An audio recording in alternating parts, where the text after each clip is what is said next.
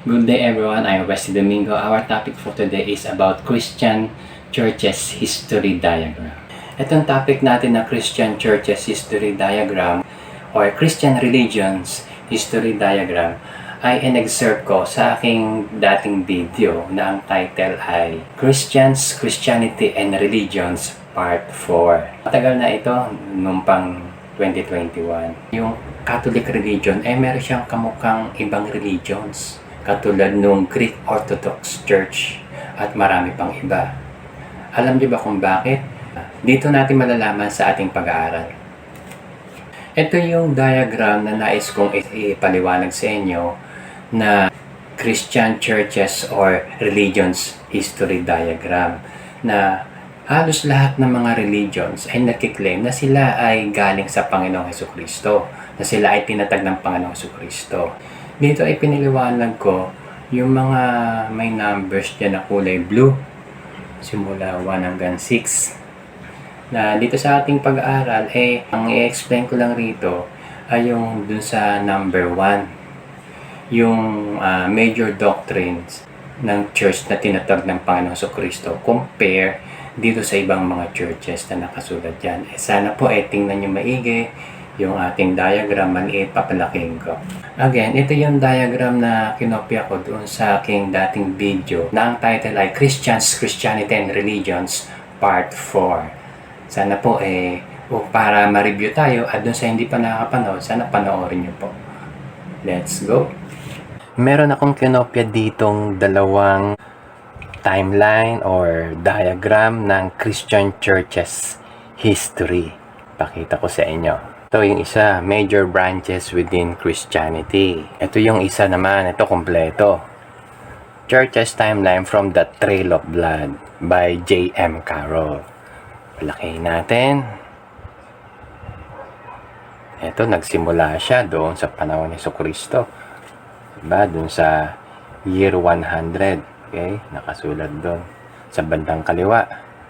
Then tuloy-tuloy diyan, makikita mo yung matabang linya ng hierarchy, Catholic. Okay? Tapos nagkaroon ng Greek Church, nag-split, 'di ba? Roman Catholic sa ilalim. Meron akong ginawang sarili kong, hindi ko sarili kundi pinag-combine ko yung dalawang diagram na ito. Ito na yung resulta ng ginawa kong timeline or diagram. Dito, nagsimula sa number 1, Jesus organized His church, 30 to 33 AD. So, pinagpatuloy ito ng mga apostol hanggang 100 AD. At yun yung panahon din na nakumpleto yung New Testament copy of the Bible. Kaya na, may nadagdag na yung number 2, Edict of Milan. Okay? Basin nyo yung number na kulay blue, 1, 2, 3, 4, 5, and 6. Okay? So, Edict of Milan, number 2. Hindi pa ito yung council. Okay? Kasi yung topic natin, the councils for ecumenism. Okay? Ang council dito, yung nasa number 3, 4, and 5. Okay? Yung number 3, Council of Nicaea, year 325. Okay? Tapos sa ilalim yung number 4, Council of Ephesus, year 431. And then sumunod yung number 5, Council of Chalcedon, year 451. Okay? Tapos yung kasunod, Great Schism, hindi na council yan. Okay? And then nagkaroon ng Reformation.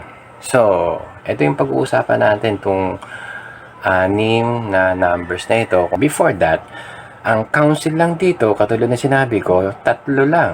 Kita, yung pangita rito. Okay? Council of Nicaea, Council of Ephesus, and Council of Chalcedon. Marami pang mga councils na ginawa. No? Itong mga events na ito ay patungkol dun sa kung saan ang early Christianity nakasulat dyan, yung nakikita nyong kulay gray na linya na mataba, early Christianity nakalagay. Chalcedonian Christianity. Okay? Doon sa ibabaw ng matabang linya. Actually, this Christianity is Roman Christianity. Okay? Kasi putol siya eh. Okay?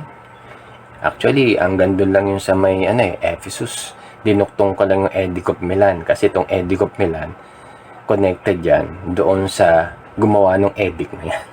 Okay? Yan yung si Constantine, Emperor Constantine.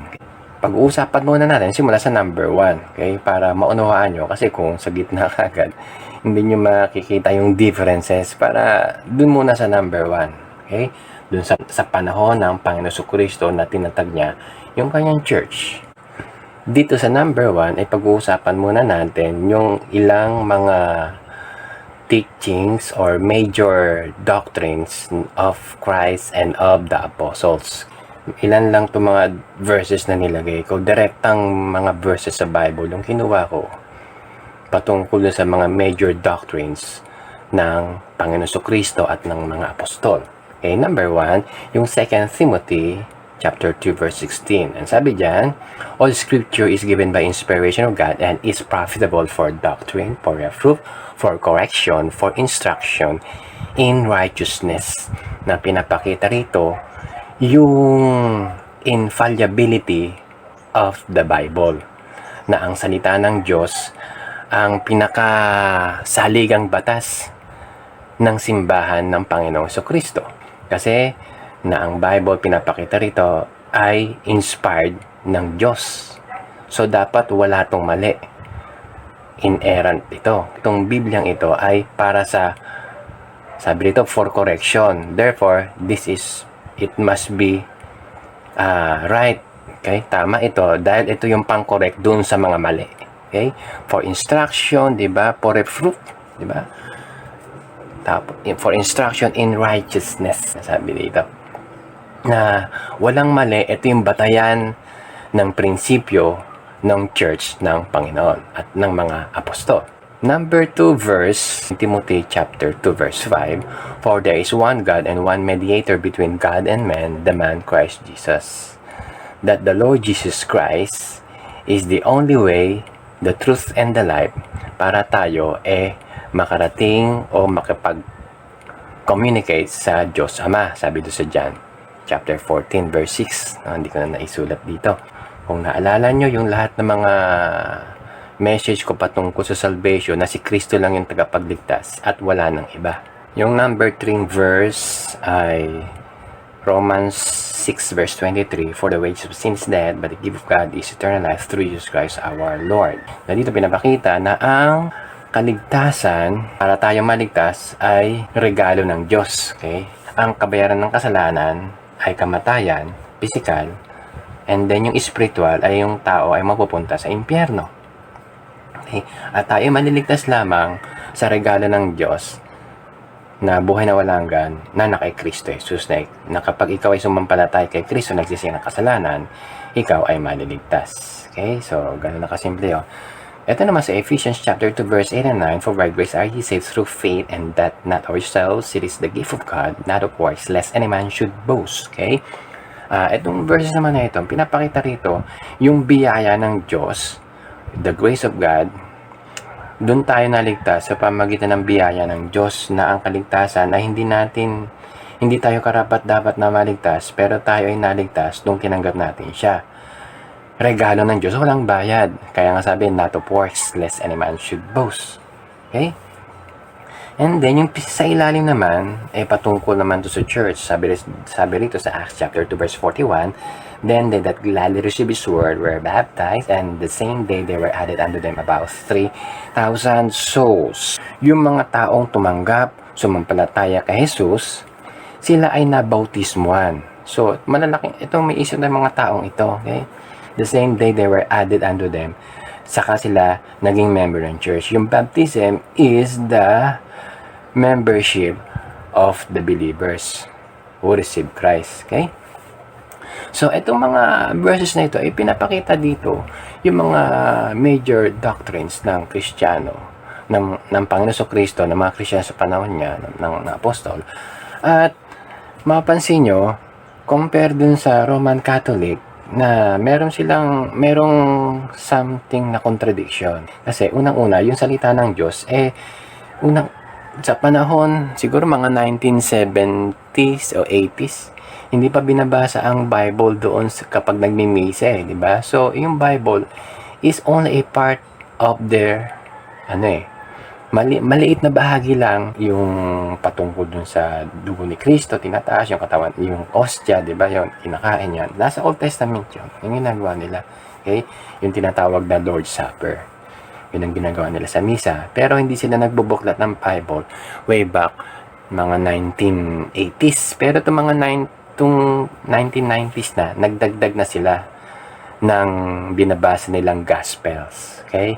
Yung Gospel na sila ay nagbabasa ng scripture from the book of Matthew, Mark, Luke, and John. Pero simula pa noon, hindi nila ginagamit ang Bible sa kanilang ceremony. And then, dito naman, yung si Kristo ang tanging daan. Subalit, sa Katoliko, nagdagdag sila dun sa part 3, di ba?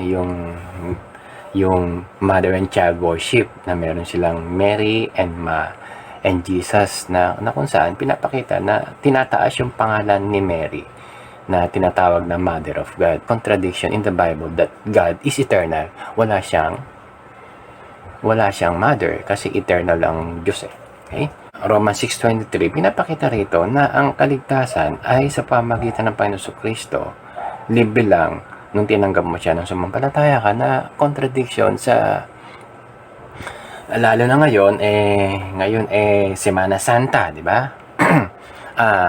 Yung uso yung pagpepenitensya na ang idea nito ay para mabawasan o mahugasan ng kaunti man lang yung ating kasalanan. Yun ay mali kasi tanging ang dugo ni Kristo lamang ang paraan para tayo maligtas at para tayo makarating sa langit.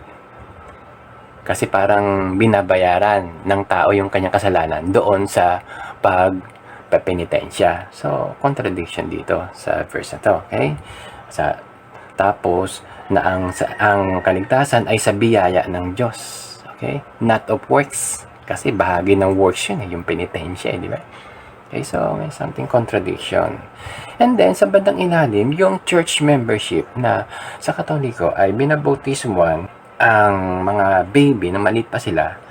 Christening ang tawag nila dyan Christening para maging Kristiyano, di ba? Ng baby pa lang. Subalit, dito sa Bible, ang binabautismuhan lang ay yung mga taong tumanggap na sa Panginoon. Pwedeng bata, pero mayroon na siyang isip to decide na tanggapin niya si Kristo sa puso niya. Okay?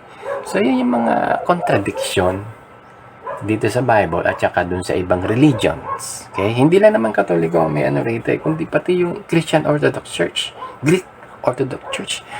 Halos magkamukha sila ng prinsipyo kasi galing din yung Greek Orthodox Church doon sa Catholic. Maraming salamat sa inyong panonood, sa inyong pagsubaybay. Hanggang sa muli, pagpalain tayo ng ating Panginoon.